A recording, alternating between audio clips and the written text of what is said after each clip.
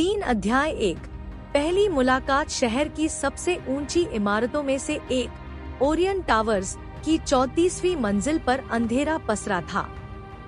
बस एक table lamp की हल्की पीली रोशनी दीवारों पर सजी मॉडर्न आर्ट पेंटिंग्स पर पड़ रही थी, जिससे अजीब सी परछाइयां बन रही थी।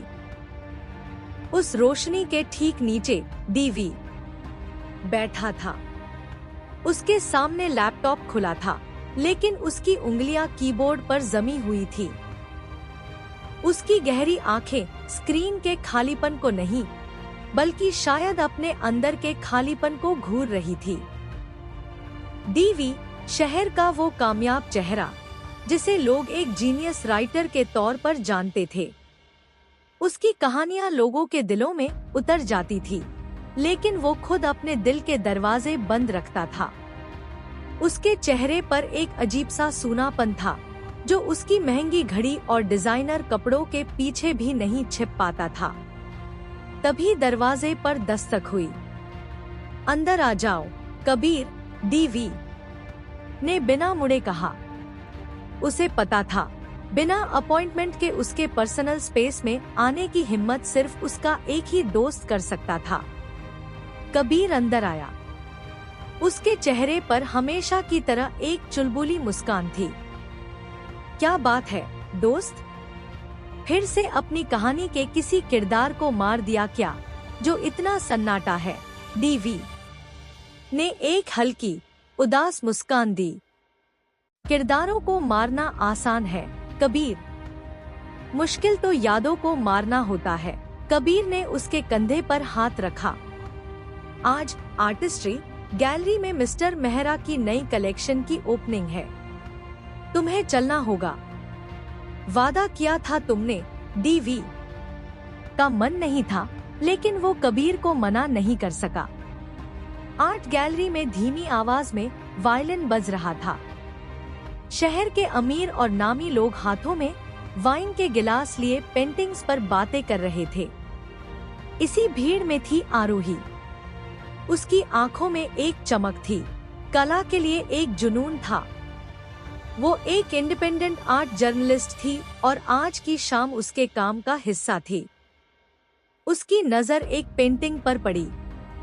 वो एक अंधेरे कमरे की तस्वीर थी, जिसमें बस एक खिड़की से चांदनी आ रही थी और एक परछाई दरवाजे पर खड़ी थी। पेंटिंग में इतना दर्द और अकेलापन था कि आरोही उसे देखती रह गई। इस पेंटिंग में अकेलापन नहीं, इंतजार है, एक गहरी आवाज ने उसे चौंका दिया। आरोही ने पलट कर देखा। सामने डीवी खड़ा था। वही डीवी जिसकी किताबें उसने न जाने कितनी बार पढ़ी थी। वो उसे असलियत में देखकर हैरान रह गई।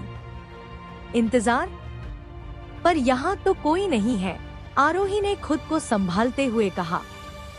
कभी कभी हम उन लोगों का इंतजार करते हैं जिन्हें आना ही नहीं होता, और ये इंतजार अकेलेपन से ज्यादा खतरनाक होता है। डीवी की आंखों में एक अजीब सी गहराई थी, जो आरोही को उस पेंटिंग से भी ज्यादा रहस्यमयी लगी। दोनों के बीच कुछ देर खामोशी रही। आरोही कुछ पूछना चाहती थी, लेकिन पूछ नहीं पाई। डीवी की शख्सियत में कुछ ऐसा था जो लोगों को अपनी तरफ खींचता भी था और एक अदृश्य दीवार भी खड़ी कर देता था। आप डीवी हैं ना? आरोही ने आखिरकार पूछा। बस एक नाम है, उसने कहा और भीड़ में कहीं खो गया।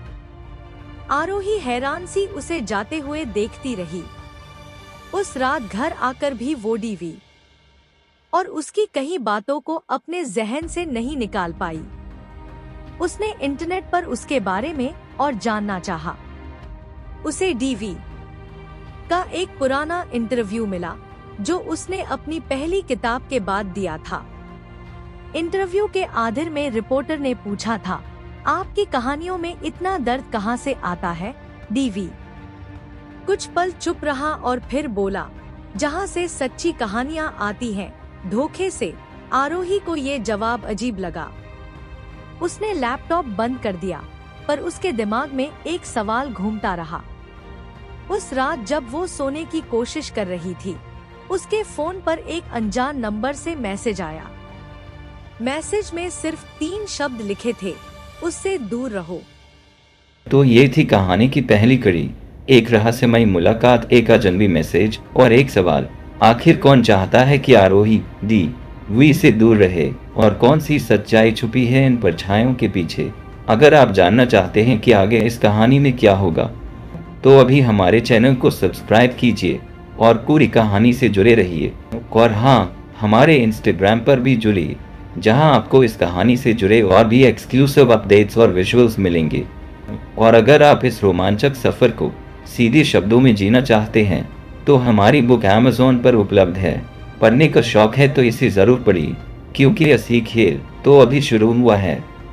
क्योंकि असली खेल तो अभी शुरू हुआ है।